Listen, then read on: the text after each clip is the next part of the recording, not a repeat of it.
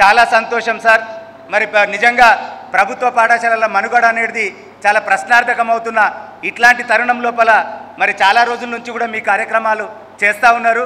మరి మేమైతే పర్సనల్గా వింటూ ఉన్నాం, కానీ ఈరోజు మరి మీ దగ్గర పాలు పంచుకోవడం అనేది చాలా సంతోషదాయకంగా పేర్కొంటూ, ఎందుకంటే నిజంగా మరి ఈ ప్రభుత్వ పాఠశాలలు మరి బతికి బయటపడతాయా అన్న అనుమానం వస్తూ ఉంది.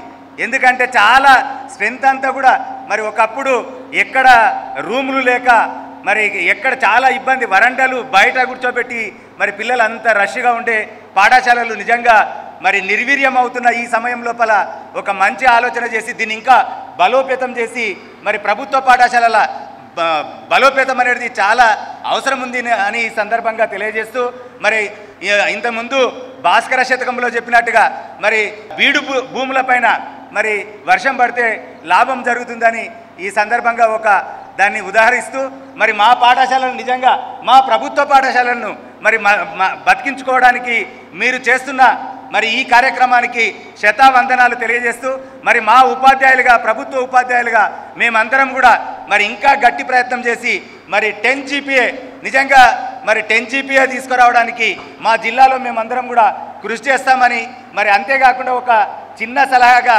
మరి ఇంకా వీలుంటుందో లేదో మరి నాకు కూడా తెలియదు.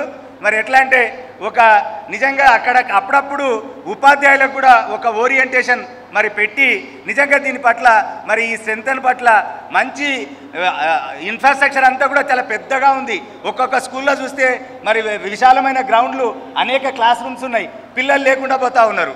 కాబట్టి దీనిపైన దృష్టి సారించాలని ఈ సందర్భంగా గుర్తు చేస్తూ మరి ఈ అవకాశం ఇచ్చిన మీ అందరికీ పేరు పేరున ధన్యవాదాలు తెలియజేస్తూ ముగిస్తున్నాను. జై PRT. Subscribe to our channel, click the bell icon and select